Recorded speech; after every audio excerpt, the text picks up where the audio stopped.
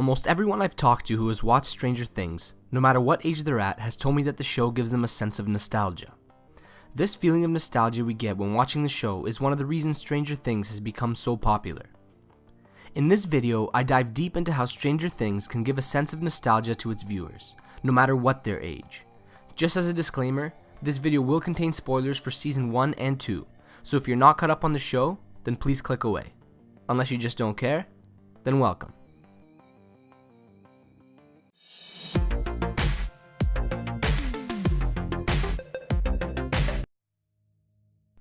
I have to admit, I'm pretty late to the Stranger Things hype train. I didn't watch any Stranger Things until only a few days ago, but damn, once I started watching, I binged both seasons during a little more than a bus ride from Toronto to Montreal and back. Stranger Things didn't just become popular because of its storyline or because it had famous actors, Netflix, and Ego to back its promotion. Stranger Things gives off a feeling of pure nostalgia at almost every turn, and this is one of the reasons viewers of the show love it so much. The first season starts in November of 1983, a time that many viewers of the show can remember and probably feel a strong nostalgic connection to. But the weird thing is, so could I.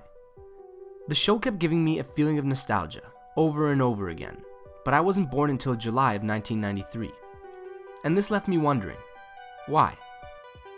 At first, I thought it all had to do with the setting the Duffer Brothers set out to create. My parents lived through the 80s, and a lot of what we see in the show reminds me of the things they talked about from that time period.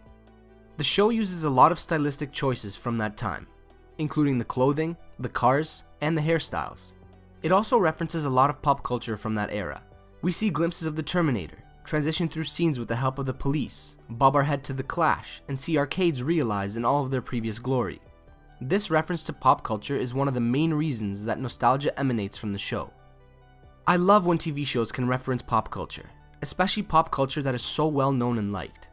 A lot of the songs used and movies talked about in the show are ones that are synonymous with the 80s, but have stood the test of time.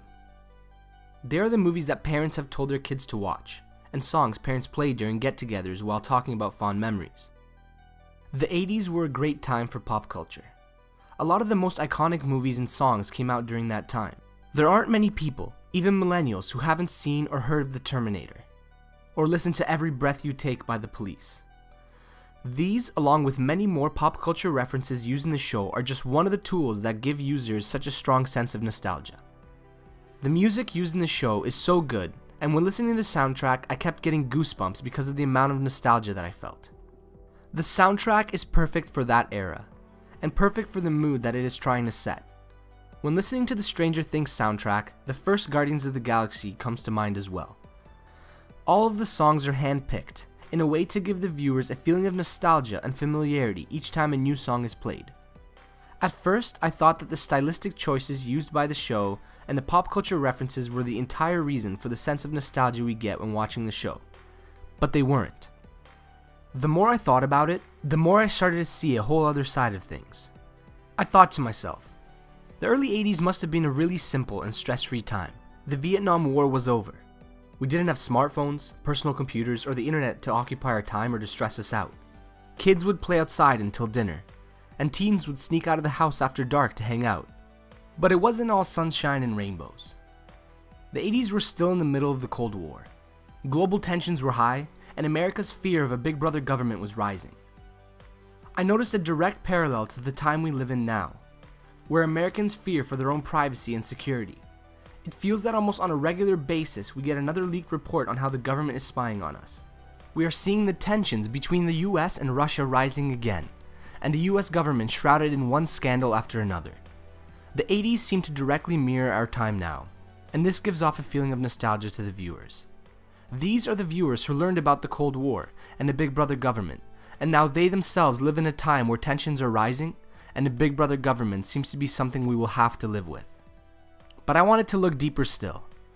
I wanted to look into something more structural, more technical in the way Stranger Things gives viewers the sense of nostalgia. And I noticed a reoccurring theme: cliches. A cliche is an expression, idea, or element of an artistic work which has been overused to the point of losing its original meaning or effect. Stranger Things is filled with cliches. Cliches that have been overdone time and time again. But for some reason, it didn't feel like they were overdone when watching the show. They brought on yet another feeling of nostalgia, and also a feeling of comfort. When watching the show and seeing one cliche being used after another, I kept thinking back to other movies that use the same cliches, many of them being from the 80s. These cliches weren't used in a way that took me out of the story, but instead enhanced my connection to it. They were used as another way of referencing pop culture from that time, almost as throwbacks. Stranger Things is not only filled with many cliches, but also many different types of cliches. It has plot cliches, such as Jim Hopper losing his daughter and becoming an alcoholic, only to then find his true purpose, or Eleven finding all of the information about her mom hidden from her by Hopper. It had behavioral cliches, such as Steve sneaking in through Nancy's window after dark to study, or having a secret party at Steve's pool when his parents were out of town. It has character cliches that can apply to almost every character in the show, from Bob, the nerdy man who has to save the day with his technical skills, only to be killed off at the end, to the new guy at school, or the douchey best friend. The list goes on. And finally, it has technical cliches. From the way we get a tight shot of the car tires or exhaust pipes when a character is zooming off in anger, to the slow motion moments that provide a sense of drama and importance. There are so many cliches in Stranger Things that I could probably spend over an hour listing them all. But for some reason, they work. When I started breaking down all of the cliches that appear in Stranger Things, I started to realize they make the show very easy to watch and allow for a much easier to swallow plot. And of course, they bring on a sense of nostalgia.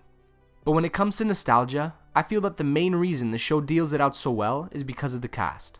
More specifically, the younger actors. These kids do so many of the things that we did when we were children. We had a close group of friends and told each other secrets that were never to be mentioned to our parents. We played games and had imaginary worlds that we spent our times in. And in general, we just didn't take anything seriously. This is what the main cast of Stranger Things do so well. They portray a sense of innocence and are oblivious to the actual scope and danger of the situation. This is something that I believe almost every single person watching the show can relate to. A time where we loved being part of something bigger, not really knowing how big it actually was. A time where we were less stressed and life didn't revolve around money, but instead revolved around making friends and having fun. Stranger Things does an amazing job with the way it uses nostalgia to leave a lasting impression on the audience. And I can only hope it will keep doing this in future seasons. So if you haven't seen Stranger Things, please watch it. It's definitely worth it. Not just because of the nostalgia factor, but it genuinely has a great story, acting, and directing. It's one of my favorite shows and I can't wait for season 3. If you liked this video, make sure to leave a like. Also, don't forget to hit that subscribe button. I'm going to be posting videos regularly from now on. I'm aiming for one video every 2 weeks. Thanks for watching.